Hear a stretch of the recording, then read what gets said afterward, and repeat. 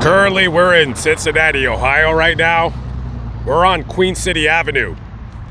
You're gonna see a building covered in graffiti to your left, and to your right, a regular home. In the middle is now an empty lot. But back in the 80s, there was a building right here, and there was a bar called Doyle's Cafe, and it was owned by Robert Topford. And Robert had a couple employees. His bartender at night, his name was Daniel Lee Bedford. This was Daniel's part-time job. Now, it was Daniel's part-time job to work at this bar where I'm currently standing at, where it used to be many, many years ago. Part-time job. Daniel's full-time job was being an absolute losing slob of a human being. This is a man that you don't really want to hang out with too often.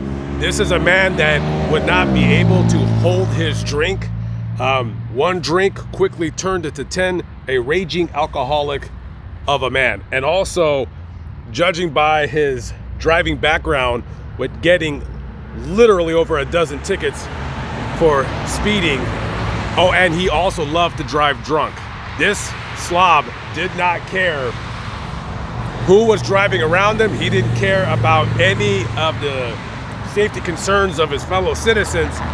This guy, you ever seen a guy driving in and out of traffic, just weaving in and out, speeding, thinking it's NASCAR? That was Daniel Lee Bedford. Just a foul human being. Daniel was at the time dating Robert's 25-year-old daughter, Gwen.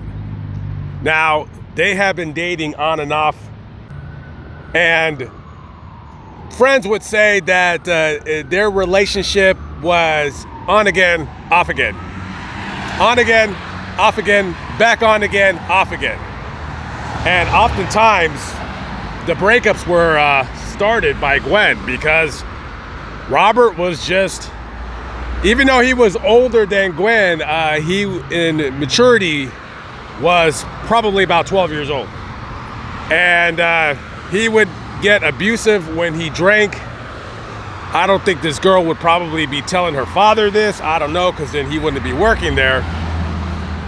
And one night, Gwen just gets tired of it, and she says, you know what, it's over. And this time, she means it. She absolutely means it. Now, it's been about 1 week or so since Gwen has broke up with Daniel, and he can't get over himself. He's drinking even more than he normally does, and he is livid that, well, now she has the audacity to not only break up with him, but now she has a new man in her life that she just started dating. Not even barely a week after the breakup, but she's already dating this guy. His name was John Smith.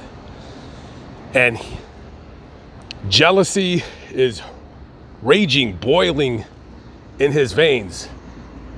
And on the night of April 23rd, 1984, he's drinking all day long.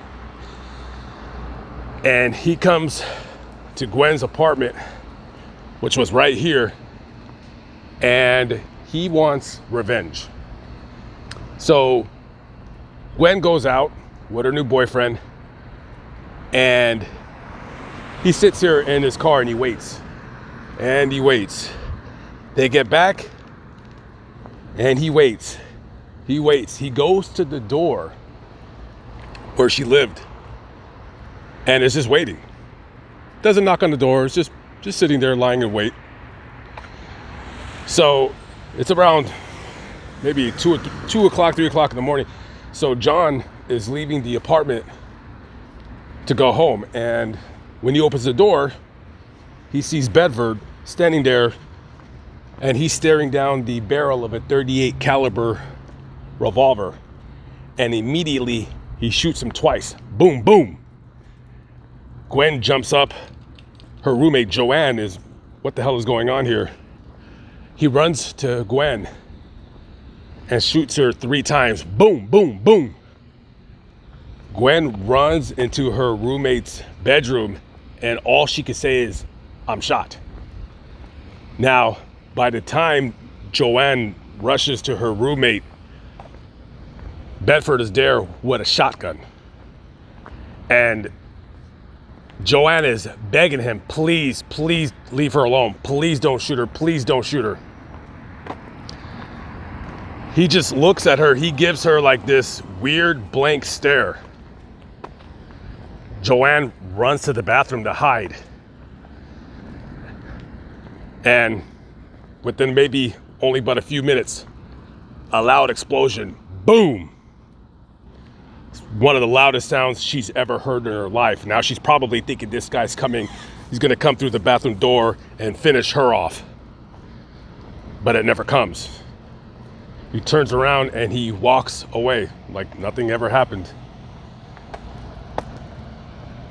When Joanne comes out of the bathroom, she sees Gwen and a huge hole in her abdomen. And there was absolutely nothing that she could do for her because it was already too late. She was already dead. Now, this is the apartment where that murder occurred. Right here.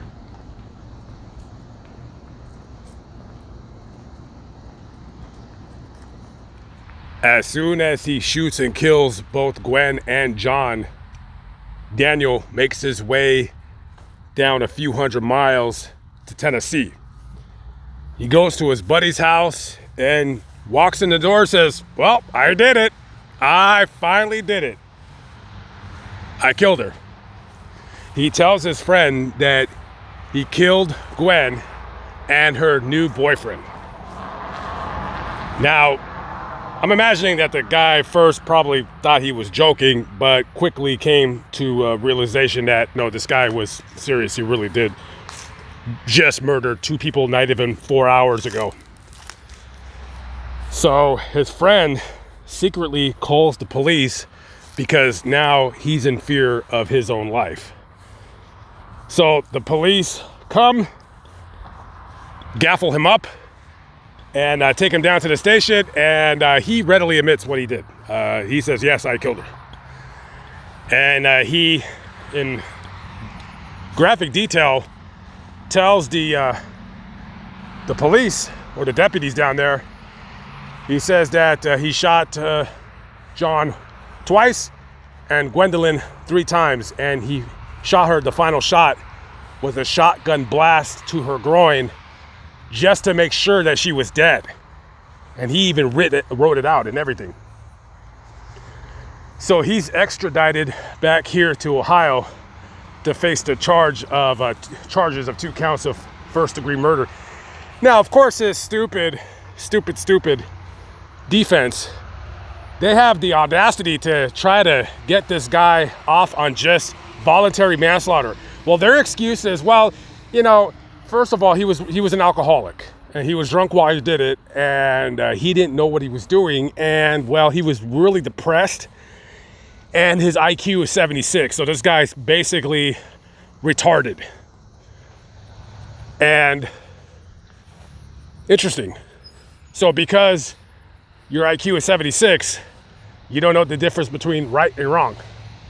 No, he knew exactly what he was doing. He knew what was right and what was wrong. I don't care what your IQ is. And then he claims later on down the road that he's like, well, I kind of don't remember what happened. Everything is a blur. Because all I remember is I went into her house to plead for forgiveness so we can get back together, and her boyfriend attacked me out of nowhere. So he knocked the gun out of my hands and it fell on the floor. So I thought he was going to reach for the gun. So I ended up wrestling with him, and then, well, I shot him in self-defense. And, well, Gwen, well, I shot her too in self-defense. It was just basically a case of self-defense. As stupid and as absurd as that sounds. Well, the jury didn't buy it. They didn't believe it. They knew he was full of it. Absolutely knew he was full of it. So eventually he was tried and convicted of both counts, and he was sentenced to die at the time by Ohio's electric chair. This is the final resting place of Gwen Topfert. Live in spirit. And her father, Robert Topfert, he's buried at the head of his daughter, and he died 1 month after she did. 1 month.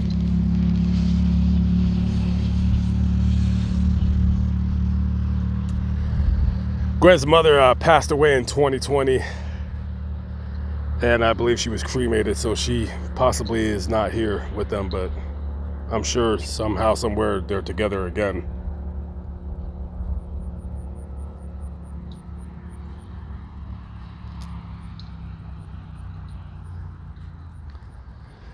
All right, guys, I'm hitting the road.